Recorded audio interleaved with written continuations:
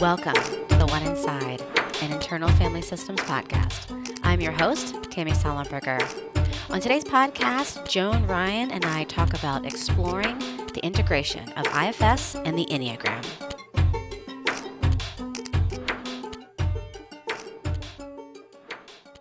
Good morning, Tammy. Good morning. I think, why don't we just sort of tell everybody what we're going to do? So this is the first of 6 episodes that are going to be hopefully around 30 minutes if we can kind of keep ourselves keep our excited parts at bay. We're going to do and we're going to do 6 episodes talking about what we've learned so far in our exploration of these 2 great models. So the first episode is going to be just an introduction to the integration.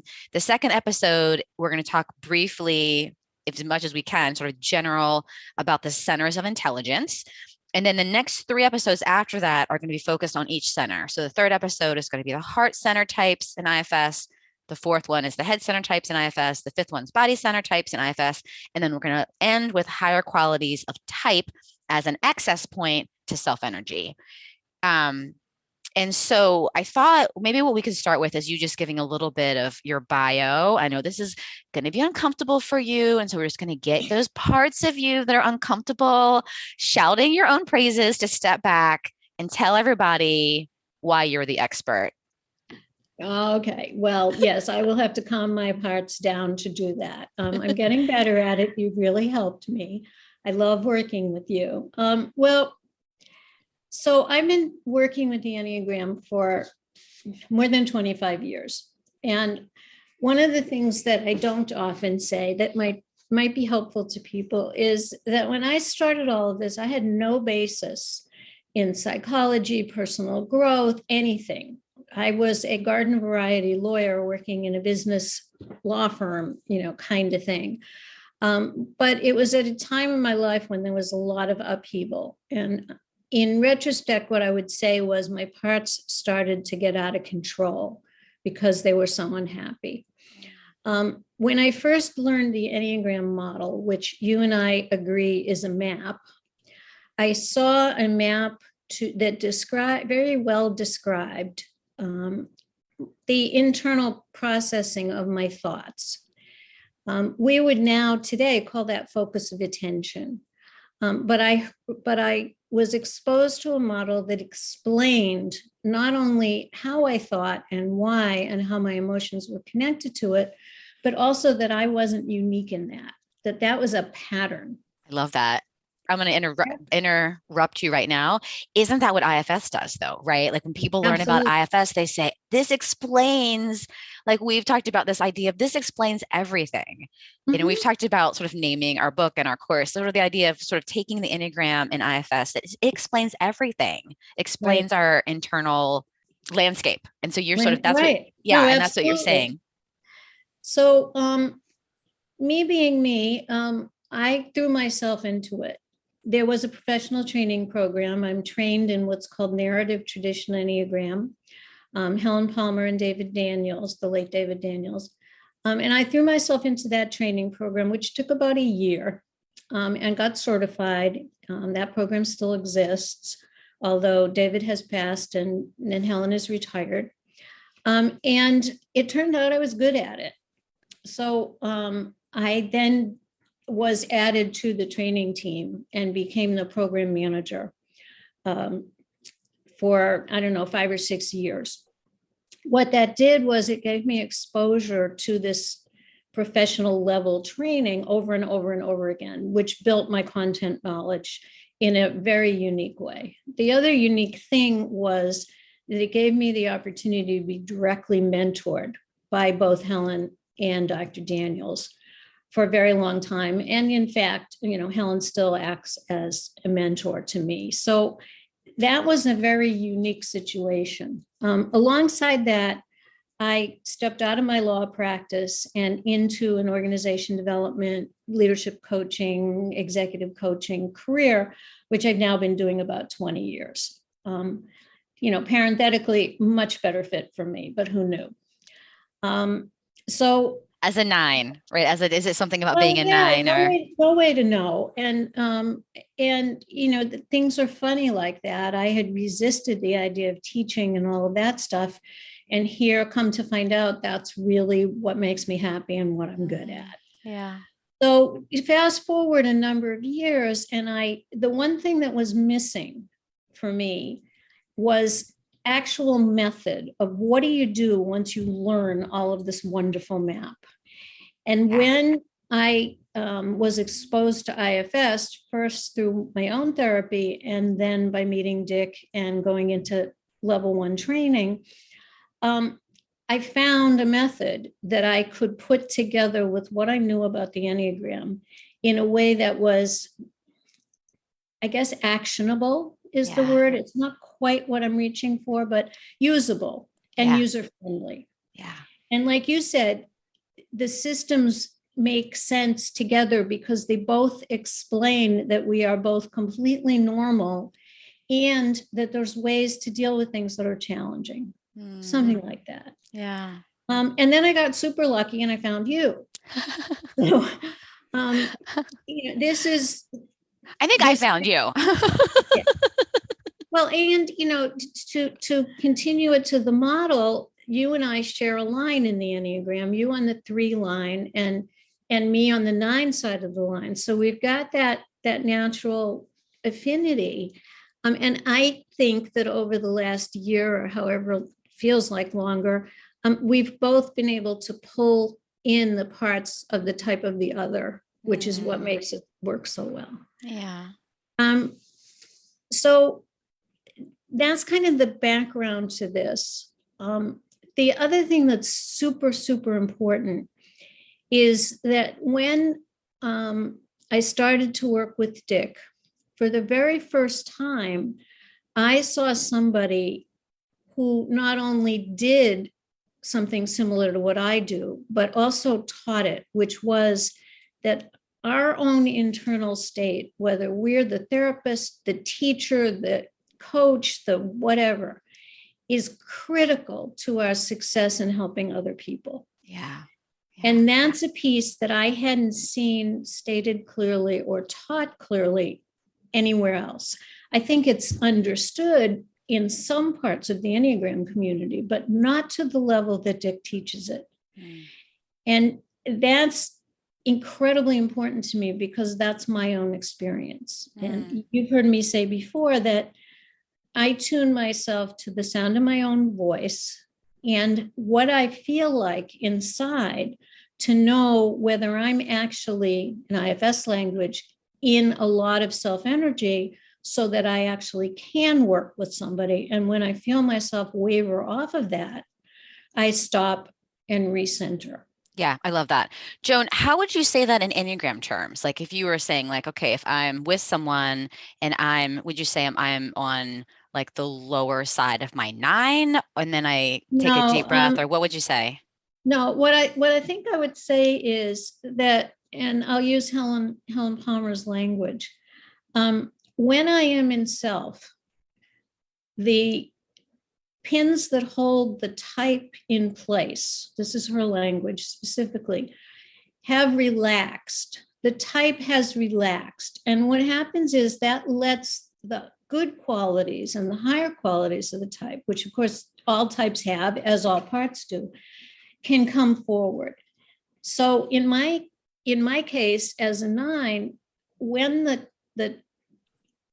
type relaxes, when the constriction that challenges me relaxes, and I can get receptive, then the intuition and the right action and the non-judgment that are hallmarks of my type 9 can come forward. Beautiful. When the type is upset and contracted, they can't. I love that. So let's just clear up right now the idea that it's not like you go to a different number, like you don't go to your connected point. You actually kind of settle into your own number and have more qualities, those positive qualities of your own number, and then more C's, which I know we'll talk about, but sort of the C's that really resonate with your number, like you kind of relax into that. So as a 3, I don't become a 9, right? I'm a 3. I've got a lot of energy. energy and I'm all over the place and I'm a doer, but I don't become a 9 when I'm in self or if I'm. No, but what you do when you're relaxed and in the best iteration of your 3 is you can reach down that line to 9. You can reach across that line to 6 and pull in the positive attributes of those types almost by choice. You can do it naturally, and actually the more receptive and relaxed you are, the more likely they're going to be available to you. I love that. But none of this comes from efforting. This all comes, and I'll say this again in Helen terms, on the receptive.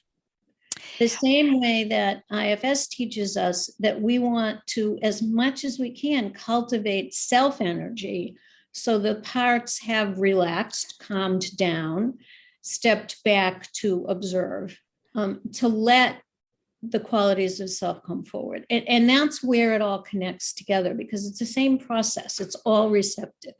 I love it. And I was just thinking, right. So it's not like my managers are like, okay, you need to meditate right now because you need to be a 9. And so come on, let's meditate. Yeah, no. That would be the sort of that drive, or those would be my manager parts being like, okay, let's get to 9. Da, da, da, da. Or sort of like, yeah. No. Can we shift into what our hypothesis is? So when we talk about integrating these models, what is the hypothesis we've come up with? Well, it's a hypothesis, and because we've been doing this for a year or a little more than a year, we're starting to get some really good evidence, I think. The hypothesis we started with, and this came from my IFS training and the Enneagram and our conversations together, is that it's most likely that Enneagram type is a constellation of similar parts. So if you put me with 3 other 9s, the likelihood is that we're going to find similar parts that connect to that 9 profile. And that 9 style. They're not going to be exact, and some of us are going to have some and not others because of individual history and trauma and blah blah blah. But they're going to be similar, and I think that that's starting to play out in some of our groups where, for example, we've had a number of 4s who will share about parts. And then we're able to ask the other 4s in the group, using the example, do you relate to that and can you add to it? And they can. Yeah, that's one of the things I love and appreciate about the narrative tradition that I've learned from you is that on that interview and that like how much discovery happens in that interview, how much I think this is one of the ways I love how these models interact is that like if there's other 3s in the room and you're asking those questions of us, I can recognize parts of me in them that maybe I'm a little bit blind to or I'm a little bit unaware of, and it gives me a little bit of like a little bit more distinct, and it doesn't like bypass anything, but I feel like it is like, oh, it's almost an unblending, right? I'm like, oh, I'm aware that I have those parts. I didn't really realize that was a part. But exactly. I can see it. It's like, well, again, let's go back to the metaphor of the map. It's like, you might even say that you can listen to another 3, or I can listen to another 9 and say, I wonder if I have that part, even if it feels unfamiliar. So in a way, there's almost an access to stuff that we can't otherwise see. Yeah. I almost said shadow, but that's beyond where we are today. But, if I listen to another 9, I'm going to go, oh, okay, so that one that I just really reacted against, I better pay attention and see, do I have a part that is like that or that is reacting against it? So the map idea has been really, really helpful to this. I want to keep talking about the map, but I love that. And that's one of the things that I've really learned is when I have a part that I have a part that does not like my threeness at all, does not like my energy, there's a lot of stuff that this part does not like. And recognizing that that's a part. And so I think this is one of the first things I think people learn is when they begin to learn about their type, they have parts that are very critical. And it's almost like, just like with IFS, sometimes we need to go to those critical parts first. I think that's what we have to do with the Enneagram. We have to get those critical parts to say, I do not want to be a 3. I want to be a 7. They're fun. I don't No, want to be a 3. absolutely.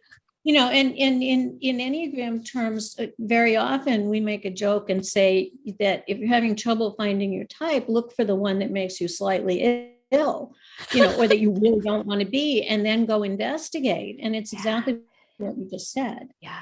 Well, and then We really getting to know that part. Sorry, go ahead. No, go ahead. Like getting to know that critical part, which I think is another similar thing between these two modalities, is that like I need to get to know the critical part, like slow down, get to know the critical part. So if I'm trying to get to know the part of me that constantly does and is busy to avoid feeling, then but I need to get to know the part that doesn't like that part first. Otherwise, I'm not going to get anywhere. And I think it's sort of And this. that's a perfect example of how IFS is a great complement to the Enneagram, because there's language that says, here's how you do that, which I don't think we had in the Enneagram community before. Now I can say to somebody, okay, can you find a part that is unhappy about this, or judging, or critical? And again, to go back to the earlier part of the conversation, Tammy, it's really, really important to me that Dick has come forward and said, this is IFS, and the way he's teaching it is a different paradigm. He's saying, we are not the therapist or the coach or whatever we are. We are not the active agent in this. The client is, or the patient is. The client self is, right? The client self is the agent of change. Yeah. And our job is to facilitate, or to assist, or to add some outside suggestions. I don't want to say guidance, but some suggestions, by asking good questions to help the person do it on their own. And the reason that that's so important to me is because I've been coaching for a long time. And I know that no matter how right I can be about diagnosing what's, going on with somebody, until they have the internal experience of feeling it and it being different than what they've seen or felt in the past, it's not really going to be sustainable change. Like, I can explain to a 9 for hours the 9 profile, but unless they can recognize it and feel it inside out, we're in some ways wasting our time. Yeah. I love that. Right. Well, that's the idea of like, well, I can read all the books about gardening and I can learn a lot, but unless I'm actually gardening and making mistakes and trying it out, seeing what it feels like, then it's different. Yeah, it's completely different. That's exactly right. So when I have two thoughts. One is about Dick and our conversation with him about similar exiles. I want to say something about that, why I'm thinking about it, but I also want to go back to the map. So what do you want to talk about first? Okay, so the key to Enneagram type, and I will stand on this, I think, forever, is focus of attention. And we're going to talk about this in the next episode some, but let me give a little piece of it here. Each Enneagram type, there are 9 of them, has what we would call a primary focus of attention. And that means that all other things being equal, your attention is naturally, habitually, unconsciously going to go and magnify a certain sector of what reality or what's around you all the time. So in your case, as a 3, the focus is going to go naturally to tasks and goals. And it's going to go there more aggressively the more uncomfortable you are, but it's going to go there anyway. And that's never going to go away. Exactly. And for Yes. me, as a 9, my focus is always going to go, what is what's the feeling here? Is everybody happy? The word that's usually used for nines is harmony. Is there harmony in the room? And if there isn't, I think it's my job to create it. Okay. Mm-hmm. So unless you know that, you really can't begin to work with it, because you have to catch it. Oh, it's happening again. Oh, it's happening again. So that's the first place where the Enneagram comes in, because there have to be parts that are committed to keeping the focus of our attention on those subjects. Okay? Yes. Yeah. And that's a beginning point. And I love what you just said. There are also almost always, if not always, going to be parts that criticize the idea that you put so much focus on whatever it is, depending on what your type is. So that's a great starting point for anybody. Yeah. The other thing that occurs to me as I say that is, one of the things that happens when people come into the Enneagram new is that they can't really suss out what their primary focus of attention is. So our job as in teaching it is to try to help them find that. And one of the things I've been saying more recently is a recognition I had a long time ago, is not original to me, but that if everything else in the description of type is dead on accurate for you, but the focus of attention is different, you're in the wrong place. Because you have to be able to find that focus of attention. It has to be in there, because that's the whole thing that's holding the type together. I love that. So we can start at those parts. Now, just to continue a little bit, the metaphor that I like to use, again, is not original to me, comes actually as an abbreviation of something in one of Dan Goleman's early books. And it goes like this. It's as if your ability to perceive information is a whiteboard, okay? And that whiteboard has a defined limited size. And that's the amount of information, whether it's through senses or auditory or anything. That's the amount of information you can take in at any given second, minute, whatever.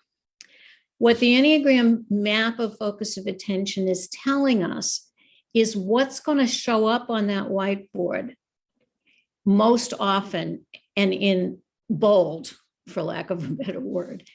What's going to slide off the sides and you don't even know it exists.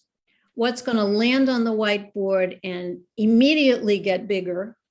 What's going to land on the whiteboard and immediately get minimized, and like that. So we're trying to find that as the beginning. And that's why when somebody says, which happens all the time, I don't like this Enneagram stuff because it's putting me in a box, my response is, you're already in the box. You just don't know it. Yeah. And what we're trying to do is to try to give you information to let you open it. In other words, expand your view and take in more.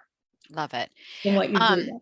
So one of the things I love about the whiteboard idea is that thinking of relationships, right? Like, so if you and I, and so see if you can give me just an example or two, but if you and I were, and it doesn't have to be from 3 or 9, it could be a different type, but if you and I were looking at the whiteboard together, right? Like, so what's going to land with me is that, like, what do I need to do? What tasks do I need to do? That's going to be my focus of attention.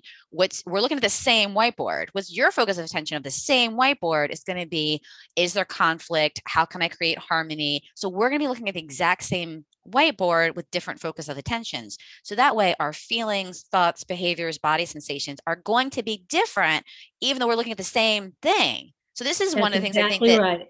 Yeah. Right. And so in our relationships, I think sometimes it's so hard because I'm like, I mean, I have used this example before, but like being at a kid's birthday party, and I have a really strong two wing, which I know you're not a huge fan of the wings, which we can talk about later. But I'm like, I'm helping. Well, I'm also tasks actually, and I'm pointing at you. I'm like, it's tasks. I'm like, let's clean up, and then people are standing around, and I'm like, you guys are all jerks. You're not helping. Right. But they're looking And at I a look different at that, whiteboard. right. Well, and I walk into that situation and feel, oh, are these people happy? Are they having a good time? And okay, this is a great example. I'm going to run around and clean up around them, but I'm going to do it super quietly so that I don't interfere with them if they're having a good time. And it Wow. gives me Okay. something to do. The number of times that my late mother used to yell at me for, why are you in the kitchen washing the dishes? Well, because it was too loud in there and it was too I conflicted love in that. there. And Yeah. I didn't like it. So if I go do something like wash the Yeah. dishes, then hopefully nobody will criticize me. Now, of course, it didn't work, but it's the same. We could even have the same reaction cleaning up, but for entirely different reasons. So I I love love your that. Yes. example, because there it right is. And this is the kind of stuff that comes out of almost all of our group interactions that we've been having.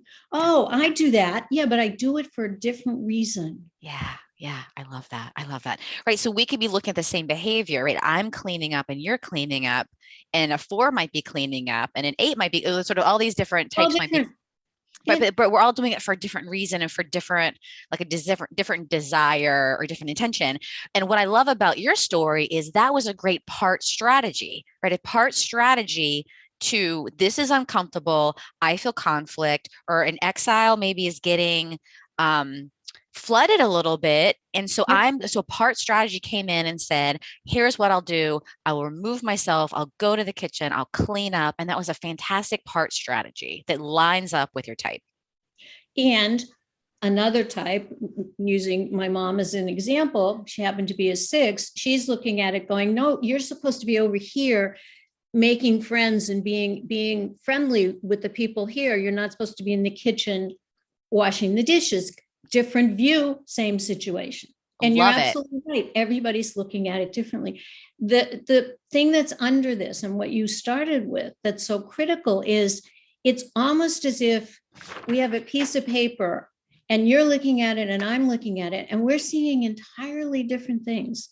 Yeah. That's a source of massive misunderstandings. Yeah. And if we, at the very base, understand that, then maybe we're not so reactive and so upset that somebody does something differently than we do. Or the part softens, right? The part that says, That's here's right. the one way, here's what everyone should be doing. And whatever the part that's my part, well, I'll speak for my part that says, why aren't these people helping? That, and it has and I'm embarrassed to say this, but I feel very judgmental of those people because they're not helping. Then that part softens when I realize, oh, they're not helping because they're a different type, which means, and they have different parts, that their parts, the part of them that's driving the bus right now at an awkward kid's birthday party, we all are in parts because it's awkward. The part that's driving the bus is not the same part that's driving my bus. That's exactly right. And you just gave me a new metaphor to use for this that's incredibly powerful. It's just different. It's not right or wrong. And maybe it makes it a little easier for us to say, before I snap at that person for not helping, because I would do the same thing you do, I could think maybe something different is going on with them. Maybe their experience of this awkward party is really different than mine. And I I love wonder that. about that. And so there's self energy. If I There's can get curiosity. curious Yeah. about it, then it's going to lessen the reactivity. Love it. Love it. Yeah. I'm going to back up for just a second about the focus of attention, because I had this Yep. idea. I also love our birthday party example. We're going to use that. That's a good one, Yes, we right? are. Yep. Um, I like the focus of attention because this is what I was thinking. I was thinking, if people know their focus of attention for their type, I wonder if they could think of that as our target part. So if say I'm in therapy and my target part is the part that is angry about, well, the anger probably wouldn't be a part. So for me, So let's say I have a part that's busy, let's just say, right? My busy part's driving me crazy. And so that's the part that's my target part is my busyness. So what I'm going to do, and this is IFS protocol, is we ask before we get to know that target part, are there any parts that are concerned or hesitant to get to know that part? And I think that's a great thing that we can begin to do with our focus of attention. So my focus of attention is Task and task and goal. success, task and goals. My focus of attention is that. So before I even think about that, are there other parts that are concerned about going to that or concerned about looking at that or have an opinion or judgment sort of, and I'm going to invite all the parts around the table that have something, have some opinion about that or some feeling about that. For me, it would be a feeling, right? Do I have parts that have feelings about that? And I'm going to invite them all and sort of get to know them. Because then I'm going to invite in the critical part too. And that would be a really good first step. Just like an IFS, that's our first step when getting to know part. Are there other parts hesitant or concerned? We can Right. to get to know, right? I want to get to know these group of parts, the constellation of parts around my type. I want to get to know those parts. So are there parts that are hesitant or concerned to get to know my focus of Right. attention? And as you interview them, you find out more about why they do what they do.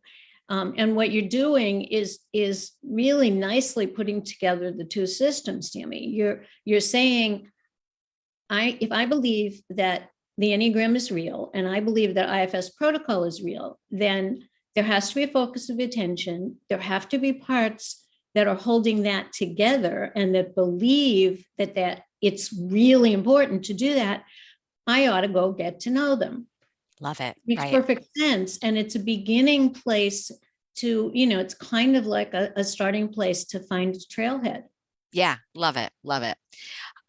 So in the next just few minutes, do you want to lead us in the focus of attention meditation? And we'll end with that.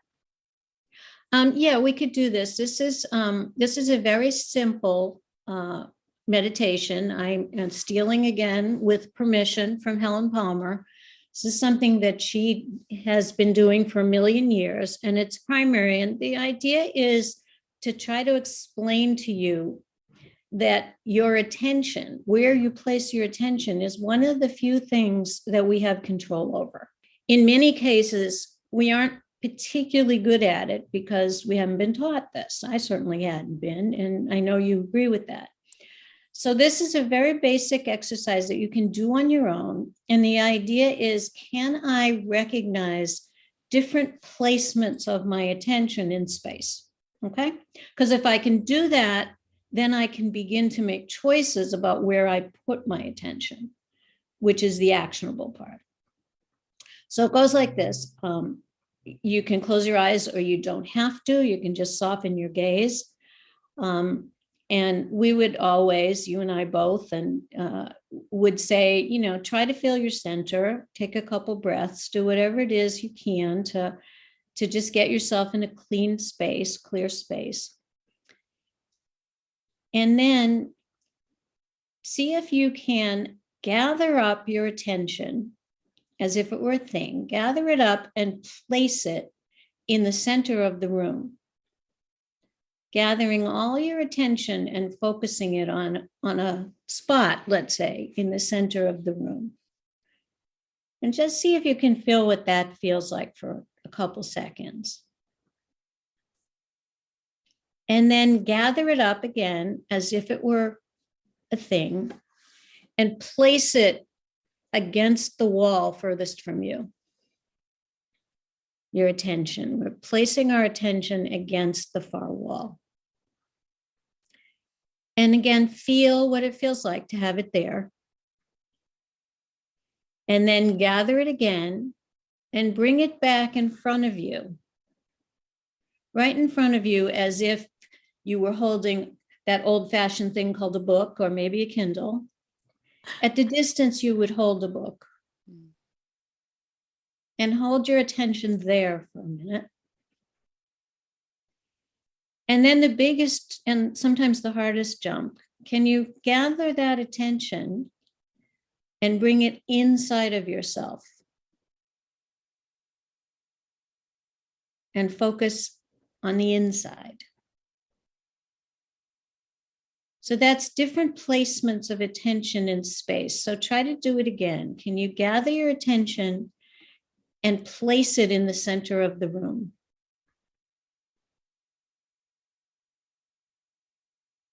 Can you gather it up again and place it against the far wall?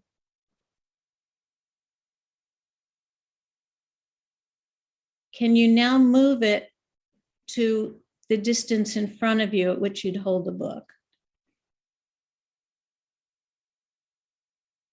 And can you move it from there inside of yourself? And then the last step, can you keep your attention focused inside of yourself and open your eyes and just notice if anything changes about how you perceive what's in front of you? And I, like I said, was taught this years and years ago, and it's very primary because it's education we never had. And if you can begin to learn to do this, it's going to be easier to focus on a part, to focus on a piece of information or something else by choice. But it is the other metaphor that you and I love so much. It's a muscle that you have to build as if you were in the gym. So I hope I answered what you asked me to do. Perfect. And we will adjourn until the next segment. Perfect.